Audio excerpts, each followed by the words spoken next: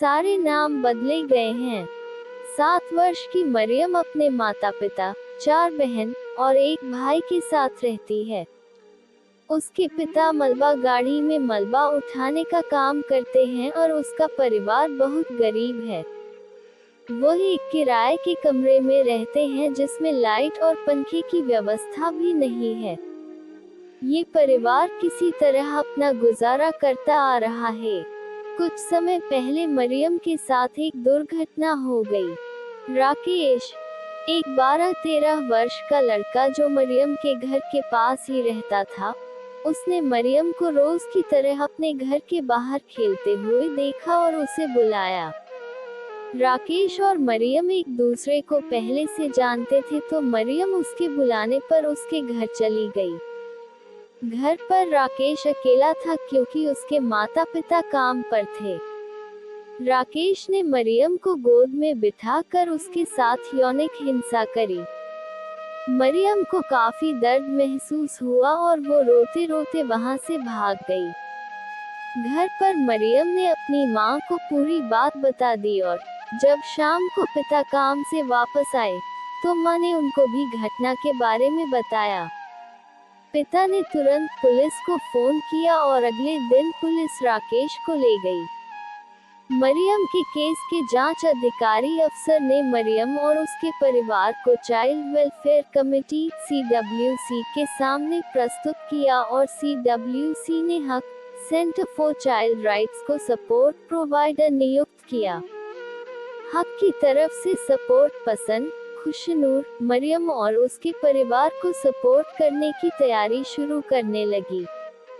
क्योंकि परिवार के पास फोन नहीं था और उनका घर एक कच्चे इलाके में था जहां घरों के बारे में कोई नंबर नहीं लिखा था, उन तक पहुंच पाना आसान नहीं था। जैसे तैसे हक की टीम ने उनका घर ढूंढ ही निकाला। पहली मुलाकात में ही टीम ने देखा कि पूरा परिवार एक छोटे से कमरे में गिने चुने सामान के साथ रहता है। उनका कमरा ही उनकी गरीबी की हालत बयान कर रहा था। इस माहौल में मरियम बिल्कुल चुपचाप और उदास सी दिखाई दे रही थी। खुशनूर ने उससे बात करने की काफी कोशिश की, मगर पहली मुलाकात में उसने कोई बात नहीं की। स्थिति देखते हुए खुशनूर ने मरियम के पिता से बात करनी शुरू की और उनको हक की सारी सुविधाओं के बारे में बताया। संवेदनशीलता से खुशनूर ने उनको समझाया कि वह एक छोटा सा फोन खरीद ले ताकि उन तक समय पर मदद पहुंच पाए। सब सुनकर पिता हक से सपोर्ट लेने के लिए तैयार हो गए और एक छोटा फोन खरीदने का महत्व भी समझे। पहली मुलाकात के कुछ दिन बाद पिता ने खुशनूर को नए फोन से संपर्क किया और खुशनूर ने उनकी काउंसलिंग तथा कानूनी सहायता देने की ओर कदम बढ़ाए। मरियम का केस 2 साल जुवेनाइल जस्टिस बोर्ड (JJB) में चला।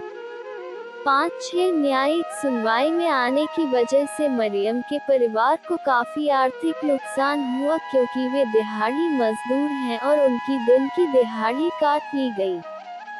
साथ ही साथ 7 वर्ष की मरियम 9 वर्ष तक आते आते अपनी उम्र के हिसाब से अपने साथ हुई हिंसा की बारीकियां भी भूल रही थी और बार बार उस घटना को बयान करने में काफी संघर्ष कर रही थी। पर हक के वकील मरियम से 2-3 बार मिले और उसी का बयान उसको पढ़कर सुनाया। उन्होंने मरियम को समझाया कि वो सुरक्षित है और डरे बिना आराम से न्यायिक सुनवाई में अपनी बात बताए। इस तरह मरियम को काफी मानसिक बल मिला और उसने JJB में पूरी गवाही दी। JJB ने राकेश को 1 महीने के लिए काउंसलिंग में भेजा और मरियम को 4 लाख का मुआवजा देने का ऑर्डर दिया। मुआवजा हासिल करने के लिए मरियम का बैंक में खाता खोलने का काम शुरू किया गया, परंतु उसके परिवार के पास आधार कार्ड भी नहीं था। काफी संघर्ष करके जब परिवार ने आधार कार्ड्स बनवा लिए तो उनके गांव के बैंक ने इतने छोटे बच्चे का बैंक में खाता खोलने से मना कर दिया। खुशनूर ने उनकी मदद के लिए कई अलग अलग बैंकों में बात की, परंतु सभी ने खाता खोलने से इसलिए मना कर दिया क्योंकि मरियम के परिवार के पास दिल्ली में रहने का कोई प्रमाण पत्र नहीं था।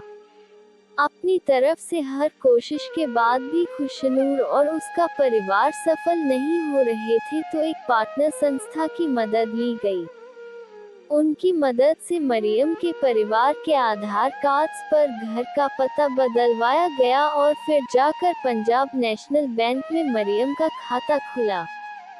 अंत में मरियम को मुआवजे की राशि मिल पाई। 7 से 9 वर्ष तक भी मरियम कभी स्कूल नहीं गई थी। काउंसलिंग के द्वारा मरियम की पढ़ाई पर उसके माता पिता से बात हुई और कानूनी केस के साथ साथ मरियम की पढ़ाई का काम भी शुरू कर दिया गया।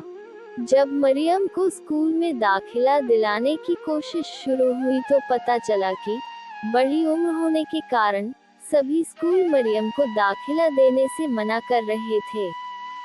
ये बात CWC को बताई गई और उनके आदेश से मरियम का दाखिला एक सरकारी स्कूल में हो गया। खुशनूर को तसल्ली थी कि अब मरियम की पढ़ाई शुरू हो जाएगी, मगर कुछ टाइम में उसे पता चला कि स्कूल बहुत दूर होने के कारण उसका परिवार उसे रोज स्कूल नहीं ले जा पा रहा था।